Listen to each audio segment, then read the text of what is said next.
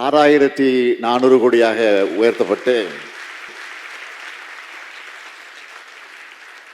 அந்த பணிகளை எல்லாம் இன்றைக்கு நாம் செயல்படுத்திக் கொண்டிருக்கிறோம்.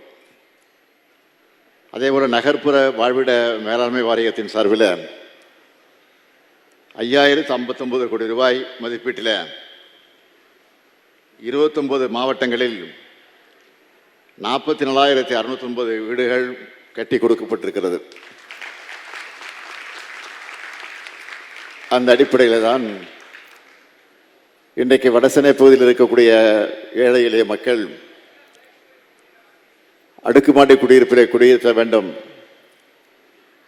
இங்கே வரவேற்புரையாற்றிய நம்முடைய அன்பரசன் அவர்கள் பேசுகிற போது குறிப்பிட்டு சொன்னார்,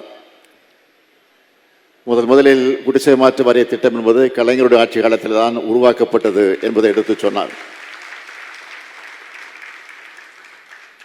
ஆக அப்படிப்பட்ட குடிசை மாற்று வாரிய திட்டத்தின் மூலமாக இன்றைக்கு நகர்ப்புற வாழ்விட மேலாண்மை என்கிற அந்த திட்டத்தின் பெயரில் பல்வேறு வீடுகள் கட்டித்தரப்படுவது மட்டுமல்ல, பல ஆண்டு காலமாக கட்டியிருக்கக்கூடிய அந்த வீடுகள், சில வீடுகள் பாழடைந்து பழுதடைந்து போயிருக்கக்கூடிய அந்த சூழ்நிலை அதையும் சீர்படுத்தி இன்றைக்கு அவர்களும் நிம்மதியாக வாழ வேண்டும் என்பதற்காகத்தான் இந்த திட்டம் இன்றைக்கு செயல்படுத்தப்பட்டு கொண்டிருக்கிறது. திராவிட முன்னேற்றக் கழகத்துடைய ஆட்சி உருவாக்கப்பட்டு அது அண்ணா காலத்தில் உருவாக்கப்பட்டிருந்தாலும் அதை தொடர்ந்து கலைஞர் அவர்கள் ஆட்சி பொறுப்பில் இருந்து 5 முறை ஆட்சி நடத்தியிருந்தாலும் அவர்களெல்லாம் செய்திருக்கக்கூடிய சாதனைகள் உங்களுக்கு நன்றாக தெரியும்.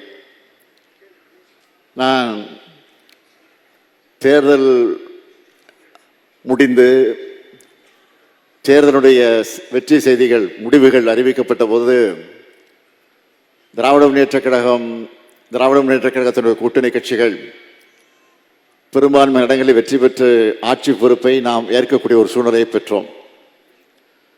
அப்படி பெற்றபோது அந்த வெற்றி செய்தியை உடனடியாக நானும் நம்முடைய கழக முன்னோடிகளும் கழக செயல் வீரர்கள் எல்லாம் ஒன்று சேர்ந்து நம்மை ஆளாக்கிய அண்ணாவினுடைய நினைவிடத்திற்கு சென்று மரியாதை செலுத்தினோம். அதை தொடர்ந்து தலைவர் கலைஞருடைய நினைவிடத்திற்கு சென்று அங்கே மலர்களை வைத்து மரியாதை செய்தோம். அதை முடித்ததற்கு பிறகு நான் பத்திரிகையாளர்களை பார்த்தேன். அப்படி பார்த்தபோது நான் பத்திரிகையாளர்கள் சொன்ன செய்தி என்னவென்றால், இந்த ஆட்சி சிறப்பாக செயல்பட வேண்டும், மக்கள் எந்த எதிர்பார்ப்போடு இந்த ஆட்சியை உருவாக்கி தந்திருக்கிறார்களோ தேர்தல் நேரத்தில் அறிவித்த உறுதிமொழிகளை நிச்சயமாக நாங்கள் நிறைவேற்றுவோம். சொன்னதை செய்யக்கூடிய ஆட்சி, சொல்லாததையும் செய்யக்கூடிய ஆட்சி தான் எங்களுடைய ஆட்சியாக இருக்கும். அது மட்டுமல்ல, இன்னொன்று ஒரு முக்கியமான செய்தியை கூட நான் குறிப்பிட்டு சொன்னேன். இந்த ஆட்சி என்பது வாக்களித்தவர்களுக்கு மட்டுமல்ல, வாக்களிக்க மறந்தவர்களுக்கும் வாக்களிக்க தவறியவர்களுக்கும் சேர்த்து நடைபெறக்கூடிய ஆட்சி என்று சொன்னேன். அதையும் தாண்டி சொன்னேன், வாக்களித்தவர்கள் மகிழ்ச்சி அடைய வேண்டும், வாக்களிக்க தவறியவர்கள் இப்படிப்பட்ட ஆட்சிக்கு நாம் வாக்களிக்காமல் போய்விட்டோம் என்று வருந்த வேண்டும் என்ற நிலையில் எங்களுடைய ஆட்சி இருக்கும் என்று நான் சொன்னேன். அது இன்றைக்கு திராவிட மாடல் ஆட்சியாக செயல்பட்டு கொண்டிருக்கிறது என்பது உங்களுக்கெல்லாம் நன்றாக தெரியும். தேர்தல் நேரத்தில் அறிவித்த திட்டங்கள் 190% மேல் நிறைவேற்றி காட்டியிருக்கிறோம். இன்னும் மிச்சம் இருக்கக்கூடிய திட்டங்கள் என்ன என்று கேட்கலாம். இதில் நிறைவேற்றப்பட்ட திட்டங்கள், அறிவித்த திட்டங்கள் பல, அறிவிக்காத தேர்தல் நேரத்தில் சொல்லாத திட்டங்களும் நிறைவேற்றப்பட்டிருக்கிறது. அதை நீங்கள் மறந்துவிடக்கூடாது. அது என்னென்னு என்று கேட்டால், உதாரணத்துக்கு ஒன்று நான் சொல்லுகிறேன். புதுமை பெண் என்கிற திட்டம் தேர்தல் வாக்குறுதிகளை வழங்கப்படவில்லை.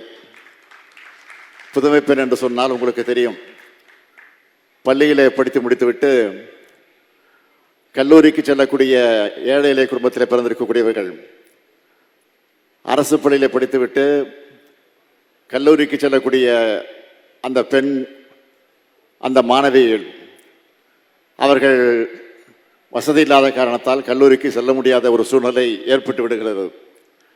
ஆகவே அதை உணர்ந்த காரணத்தால் தான் நாம் ஒரு திட்டத்தை அறிமுகப்படுத்தினோம்.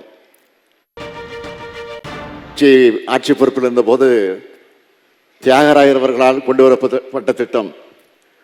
அந்த திட்டத்தை தான் பெருந்தலைவர் காமராஜ் அவர்கள் ஆட்சியின் காலத்தில் அதை பரவலாக்கி அது எல்லோருக்கும் சேரக்கூடிய வகையில் அதை நிறைவேற்றி காட்டினார். அதற்கு பிறகு எம்ஜிஆர் அவர்கள் சத்துணவாக வழங்க வேண்டும் என்று சொல்லி சத்துணவு திட்டம் என்ற பெயரில் எம்ஜிஆர் அவர்கள் அதை தொடர்ந்து நிறைவேற்றினார். அதற்கு பிறகு தலைவர் கலைஞர் அவர்கள் ஆட்சிக்கு வந்ததற்கு பிறகு அது உண்மையான சத்துணவாக இருக்க வேண்டும் என்று சொல்லி முட்டையோடு கலந்த சத்துணவை வாரத்திற்கு 5 நாட்கள் முட்டையோடு கலந்த சத்துணவை வழங்க வேண்டும் என்று சொல்லி அந்த திட்டத்தை நிறைவேற்றி தந்தார். அதற்கு பிறகு இப்பொழுது திராவிட மாடல் ஆட்சியில் அதையும் தாண்டி நம்முடைய வீட்டு குழந்தைகள் பள்ளிக்கு செல்லுகிற போது நாம் எதையும் உணவை கொடுக்காமல் அனுப்பி வைத்து விடுகிறோம் என்ற ஏக்கத்தில் இருந்தவர்கள் மகிழ்ச்சி அடையக்கூடிய வகையில் அவர்கள் பள்ளிக்கு வந்தவுடன் அவர்களுக்கு காலை உணவு திட்டம் என்ற பெயரில் இன்றைக்கு அதை வழங்கி கொண்டிருக்கிறோம். இதையெல்லாம் நான் எடுத்து சொல்வதற்கு காரணம், இதெல்லாம் தேர்தல் வாக்குறுதியில் இல்லை, இல்லாத வாக்குறுதிகளை நிறைவேற்றி காட்டியிருக்கக்கூடிய ஆட்சி. ஆக அப்படிப்பட்ட ஆட்சி இன்றைக்கு தமிழ்நாட்டில் நடந்து கொண்டிருக்கிறது. ஆகவே அந்த ஆட்சியின் சார்பில் தான் இன்றைக்கு இந்த பகுதியில் இருக்கக்கூடிய மக்களுக்கு அந்த வீடுகளை உருவாக்கி தந்து அவருக்கு அதற்கு தேவையான சலுகைகளை, நீங்கள் எந்த அளவிற்கு சலுகைகள் எதிர்பார்த்தீர்களோ அதை விட அதிகமான சலுகைகளை இந்த அரசு உங்களுக்கு வழங்கி இந்த திட்டத்தை நிறைவேற்றி கொண்டிருக்கிறோம். இதை நீங்கள் நல்ல வகையில் பயன்படுத்திக் கொள்ள வேண்டும் என்று உங்களையெல்லாம் கேட்டுக்கொண்டு, அப்படிப்பட்ட ஒரு சிறப்பான ஆட்சியை இன்றைக்கு உங்களுக்காக வழங்கி கொண்டிருக்கக்கூடிய ஆட்சிக்கு நீங்கள் என்றைக்கும் உறுதுணையாக இருக்க வேண்டும் என்று சொல்லி உங்களுடைய மகிழ்ச்சி கலந்த மலர்ந்து இருக்கக்கூடிய உங்கள் முகங்களை எல்லாம் பார்க்கிற போது இந்த ஆட்சியின் மீது எப்படிப்பட்ட நம்பிக்கை உங்களுக்கு இருக்கிறது என்பதற்கு எடுத்துக்காட்டாக இது விளங்கி கொண்டிருக்கிறது மாத்திரம் எடுத்து சொல்லி இந்த இணைய வாய்ப்பை தந்த அத்தனை பேருக்கும் என்னுடைய இதயமான நன்றியை தெரிவித்து, அதே நேரத்தில் இதற்கான முழு முயற்சியில் ஈடுபட்டு அதில் வெற்றி கண்டிருக்கக்கூடிய என்னுடைய சேகர் பாபுவுக்கும் என்னுடைய நன்றியை தெரிவித்து, அதற்கு துணை இருந்த இந்த துறையினுடைய அமைச்சராக இருக்கக்கூடிய அன்பரசு அவர்களுக்கு என்னுடைய நன்றியை தெரிவித்து, எல்லாவற்றுக்கும் துணையாக இருக்கக்கூடிய அரசு அதிகாரிகளுக்கும் அரசு செயலர்களுக்கும் என்ற நன்றியை தெரிவித்து விடைபெறுகிறேன். நன்றி, வணக்கம்.